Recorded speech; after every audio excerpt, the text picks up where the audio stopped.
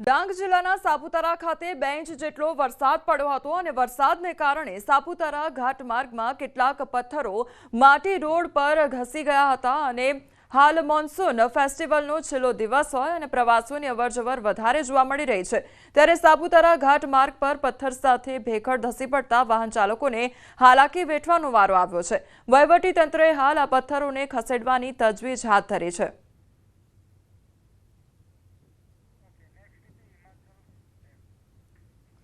હિમાચલના ધનોરા અને આદિ બદ્રીમાંથી સોમ નદીમાં ભારે વરસાદનું પાણી જોવા મળી રહ્યું છે અને સોમ નદીથી ઘણા ગામો જોખમમાં પણ છે। ઉપરવાસમાંથી પાણી આવતા નીચાણવાળા વિસ્તારોને એલર્ટ કરી દેવામાં આવ્યા છે।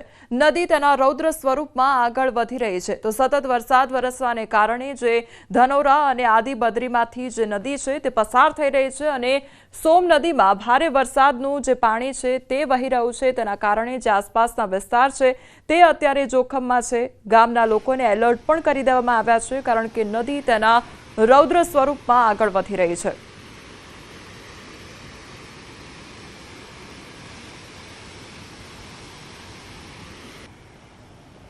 હરિયાણાના યમુનાનગર પહાડીઓમાં ભારે વરસાદને કારણે સોમ નદી પૂરજોશમાં છે। સોમ નદીનું પાણી હરિયાણા અને હિમાચલને જોડતા રણજીતપુર પુલ પરથી વહી રહ્યું છે।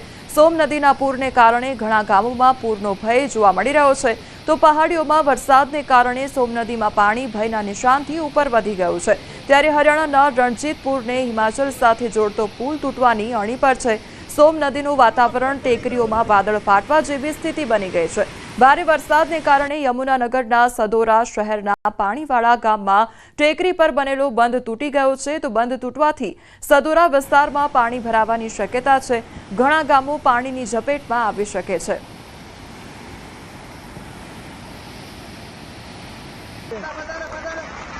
મહારાષ્ટ્રના નાંદેડમાં આજે સવારે પડેલા ભારે વરસાદને કારણે નદીઓ અને નાળા છલકાઈ ગયા છે। ભારે વરસાદને કારણે નાંદેડના હિમાયતનગરથી જલગાંવ જતા અંડરપાસમાં અનેક ફૂટ પાણી ભરાઈ ગયા છે અને એક થાર સવારને પાણી ભરેલા અંડરપાસ પરથી પોતાનું વાહન પસાર કરવા બદલ ભારે કિંમત ચૂકવવી પડી છે। પાણીમાં થોડું અંદર ગયા પછી થાર તરતી રહેવા લાગી હતી અને હાઈવે ફ્લાયઓવર પર ઉભેલા ગામલોકોએ થારનો વિડીયો બનાવ્યો હતો। ગામલોકોએ કારમાં ફસાયેલા વ્યક્તિને સુરક્ષિત રીતે બહાર પણ કાઢ્યો હતો।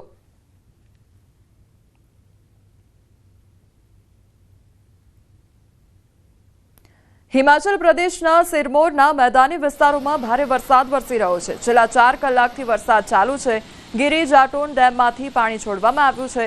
મેદાનવાળા વિસ્તારોમાં પૂર અને ભૂસ્ખલનની ચેતવણી જાહેર કરવામાં આવી છે। નાહન મોંગીનાદ કલામ અને ધોલા કુઆન વિસ્તારમાં ભારે વરસાદ વરસ્યો છે તો હવામાન વિભાગ દ્વારા આજે ભારે વરસાદની આગાહી વ્યક્ત કરવામાં આવી છે।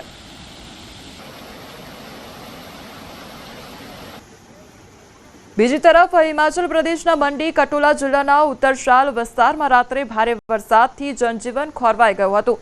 ગ્રામ પંચાયત શેગલીમાં એક ઘર ધોવાઈ ગયું હતું જ્યારે કટોલાથી માહુર જતો પુલ પણ જોરદાર પ્રવાહમાં ધોવાઈ ગયો હોવાના અહેવાલ સામે આવ્યા છે। ત્યારે બધેરીની અરંગ સ્કૂલની આસપાસનું દ્રશ્ય અત્યંત ભયાનક હોવાનું જણાવાઈ રહ્યું છે।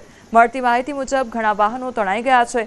ખેડૂતોનો પાક સંપૂર્ણપણે નાશ પામ્યો છે અને પશુધન પણ વહી ગયા હોવાનો અહેવાલ છે તો બાકી ખાડ પૂરમાં છે અને સતત વધી રહેલા પાણીને કારણે લોકોમાં ગભરાટનો માહોલ છે। વહીવટી તંત્રએ લોકોને સાવધ રહેવા માટે અને સલામત સ્થળોએ જવાની અપીલ પણ કરી છે।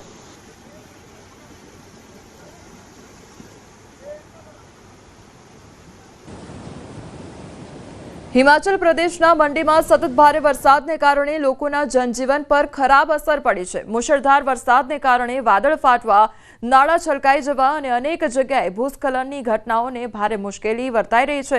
વહીવટી તંત્રે લોકોને સતર્ક રહેવા અને સલામત સ્થળોએ જવાની અપીલ કરી છે। મંડી જિલ્લાની ચંદીગઢ અને મનાલી સાથે જોડતો રાષ્ટ્રીય ધોરીમાર્ગ 21 ફરી એકવાર સતત વરસાદને કારણે બંધ થઈ ગયો છે। તકોલી ફોરલેન પર પણ વાદળ ફાટવાથી રસ્તો સંપૂર્ણપણે ડૂબી ગયો હતો તો સ્થાનિક લોકોને ભારે નુકસાન થયું છે। વહીવટી તંત્ર દ્વારા રાહત અને બચાવ કાર્ય ચાલુ છે।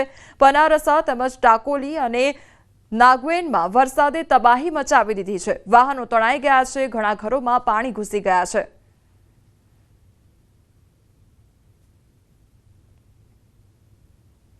હિમાચલ પ્રદેશના કિન્નોર જિલ્લામાં NH5 પર ટીંકુ નાલા પાસે ભૂસ્ખલન સર્જાયું હતું. રસ્તો બંધ થયો છે. પ્રશાસને મુસાફરી કરતા લોકો માટે માહિતી જારી કરી છે. ટીંકુ નાલા નજીક NH05 પર સતલુજ નદીના વધતા પાણીના સ્તરને કારણે રસ્તો કપાઈ રહ્યો છે, જેના કારણે મુસાફરી કરવી જીવલેણ બની શકે છે. મુસાફરોની સલામતીને ધ્યાનમાં રાખીને પૂ ગામ અને પૂથી આગળ જતા તમામ પ્રકારના વાહનો સ્પીડોથી આગળ ન જવા માટે જોઈએ તે પ્રકારની અપીલ પણ કરવામાં આવી છે.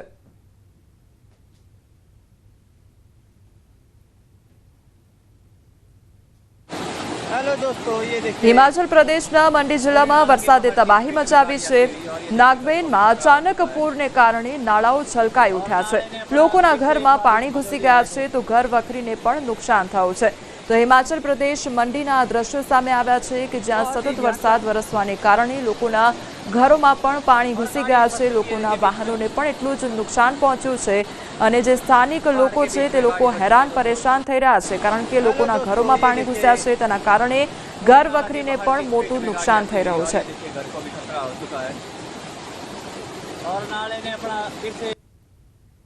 તો ભારે વરસાદને પગલે મધ્યપ્રદેશના ખરગોન જિલ્લાના જીનિયા વિસ્તારમાં પસાર થતી રૂપા રેલ નદીના પૂર આવ્યા છે અને આ પૂરમાં એક યુવાન તણાઈ ગયો હતો. કલવટમાં પાણી ભરાઈ ગયા બાદ યુવક પોતાનો જીવ જોખમમાં મૂકીને કલવટ પાર કરી રહ્યો હતો અને આ દરમિયાન લોકોએ બૂમો પાડીને તેને રોકવાનો પણ પ્રયાસ કર્યો, પરંતુ યુવકે સાંભળ્યું નહીં અને તે ઝડપથી વહેતા પાણીમાં તણાઈ ગયો હતો. જો કે યુવકે પોતાનો જીવ જોખમમાં મૂકીને પાણીમાં સંઘર્ષ કરવાનો પ્રયાસ કર્યો હતો, પરંતુ તે નદીના પૂરમાં તણાઈ ગયો.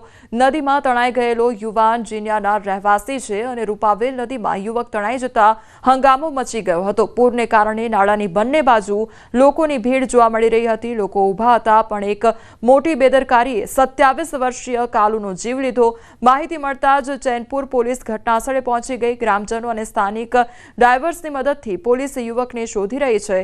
તો અંધારાને કારણે યુવકને શોધવામાં મુશ્કેલી પડી રહી છે.